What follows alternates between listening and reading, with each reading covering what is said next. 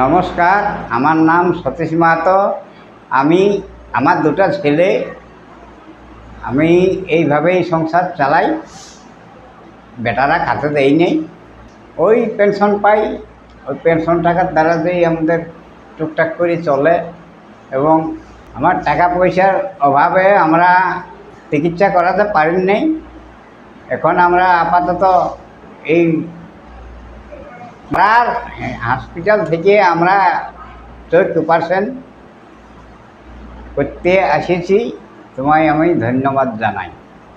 হ্যাঁ, আমার যদি চোখগুলো ভালো হয় তাহলে আমি সব কিছুই করতে পারবো এবং আমার সংসারটাটুকু ভালোভাবে চলবে। আমরাকে ঘরের থেকে আনিয়েছে, আমরা আসে এখানে চিকিৎসা করিয়েছে এবং আমরা সকল কিছুই সুযোগ পেয়েছি। মূল্যমান কিছু আমরাকে লাগে নাই। এইভাবেই আমরা করে আমরা বাড়ি ঠিকই পেয়েছেন।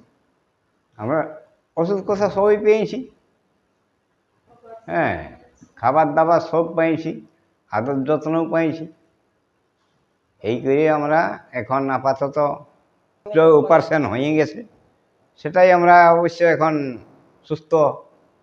টাকা পয়সা লাগে নাই, বিনামূল্যেই চিকিৎসা হয়েছে। আচ্ছা, আমাদের ঠিক আমি বাড়ি যাই, ইহা যদি ঠিক হয়ে যায় তাহলে আমরা সকল কিছু করব, উপযোগ সকলই করব।